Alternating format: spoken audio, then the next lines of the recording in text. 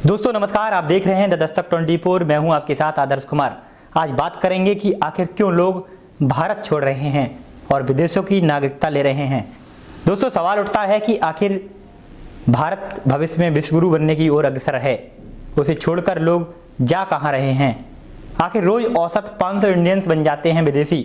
जी हाँ दोस्तों, आज इसी मुद्दे पर वार्ता होगी कि आखिर ऐसा क्यों हो रहा है।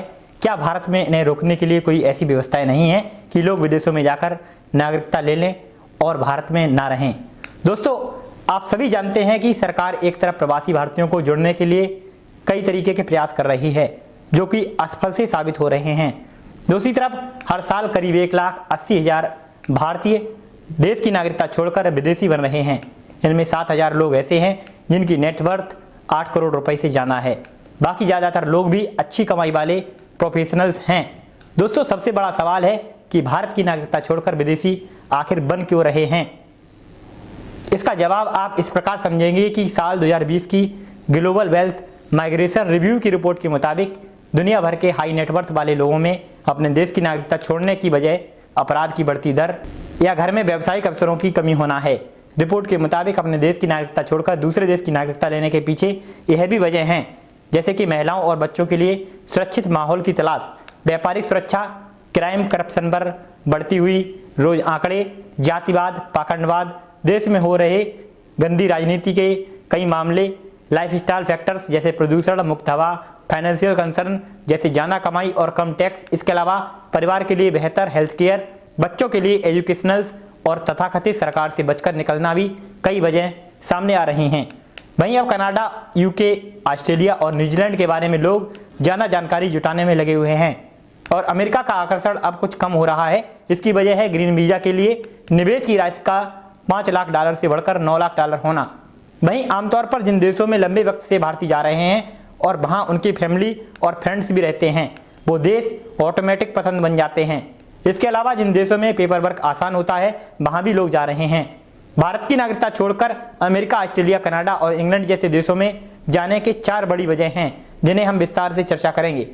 दोस्तों पहली वजह है कि भारत में डबल सिटीजनशिप यानी दोहरी नागरिकता का प्रावधान नहीं है। जी हाँ दोस्तों, एक व्यक्ति जिसके पास भारत की नागरिकता है वो अन्य देश की नागरिकता के लिए एलिजिबल नहीं है। ऐसे में लोग विदेश गए, वहाँ अपना काम धंधा जमा लिया और वहीं की नागरिकता उन्हें मिल गई। इससे उनकी नागरिकता भारत में स्वतः समाप्त हो जाती है।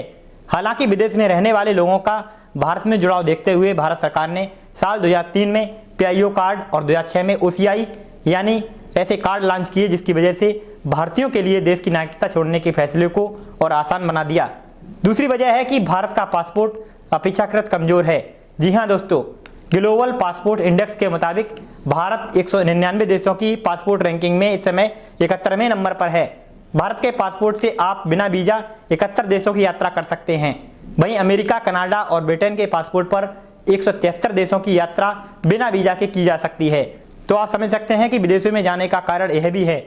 तीसरा विदेशों में जाने का कारण है विदेशों में बेहतर लिविंग स्टैंडर्ड।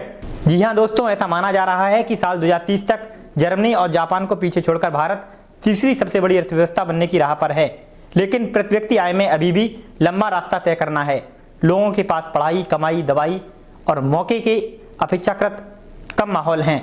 इसके अलावा प्रदूषण जैसी समस्या के चलते लोग विदेशों में बचना चाहते हैं। इसी के साथ ही करप्शन भी एक बहुत बड़ा कारण है। आप देख सकते हैं छोटे से छोटे काम को करने में यहाँ पर पैसे लगते हैं। दोस्तों इसी प्रकार चौथा कारण है विदेशों में हो रही मोटी कमाई। अमेरिका में बसे भारतीयों पर गहन अध्ययन करने वाले ऑर्थर W. हेलबेक के मुताबिक भारत छोड़ने के पीछे पैसा सबसे बड़ा कारण है। हेलबेक के मुताबिक यूनिवर्सिटी की पढ़ाई, नौकरी, बच्चों के लिए करियर और रिटायरमेंट जैसे विषयों पर विचार करने के बाद ही लोग भारत छोड़ते हैं। भारत में एवरेज लेबर कॉस्ट प्रति घंटे 170 रुपये है, ब्रिटेन में 945 रुपये और अमेरिका में 596 रुपये। इसके साथ ही इन देशों में लेबर लॉ का सख्ती से पालन किया जाता है, इसलिए इन देशों में काम करना लोग जाना पसंद कर रहे हैं। इसके अलावा भारत में रोजगार की दर पहले से ही खराब है।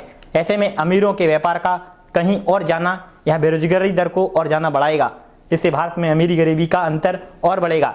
अमीर भारी टैक्स से बचने के लिए भी देश छोड़ते हैं। इससे टैक्स कलेक्शन कम होता है और देश की अर्थव्यवस्था को नुकसान हो रहा है। दूसरी तरफ सिंगापुर, हांगकांग, ब्रिटेन, कोरिया में टैक्स का सिस्टम बहुत साधारण है, इसीलिए लोग अपना वतन छोड़कर इन देशों में बिजनेस जमाने के लिए जा रहे हैं। एक रिपोर्ट के आंकड़े देखें तो 1996 से साल 2015 तक की बोर्ड की परीक्षाओं के आधे से ज़्यादा रैंक होल्डर्स बाहरी देशों में शिफ्ट हो गए और अब वे वहां पर नौकरी कर रहे हैं। यानी कि शार्प माइंड के लोग विदेशों में जा रहे हैं और तरक्की कर रहे हैं। ऐसा भारत में उन्हें ऐसी व्यवस्थाएं नहीं मिल पा रही हैं कि वे भारत में रुकें। वहीं साल 2022 में 4 लाख से ज़्यादा लोग बाहर पढ़ाई करने गए थे। इस दौरान उनकी पढ़ाई में होने वाला खर्च लगभग $27 बिलियन के आसपास था। इतना खर्च पढ़ने वाले बच्चे अच्छे रिटर्न की उम्मीद में रखेंगे जो उन्हें भारत में नहीं मिल पाता है। ऐसे में वो विदेश में कहीं सेटल हो जाते हैं। भारत को इससे 2 तरह का नुकसान होता है। पहला कि इतनी बड़ी अमाउंट पढ़ाई के नाम पर विदेश चली जाती है और दूसरा हमारा ब्रेन ड्रेन वापस नहीं आता है।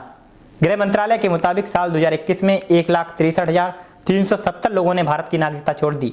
साल 2015 से 2020 के बीच करीब 8 लाख लोगों ने भारत की नागरिकता छोड़ दी और विदेशों के नागरिक बन गए। 2020 में इन आंकड़ों में कमी देखने को मिली। इसका कारण कोरोना माना जा रहा है।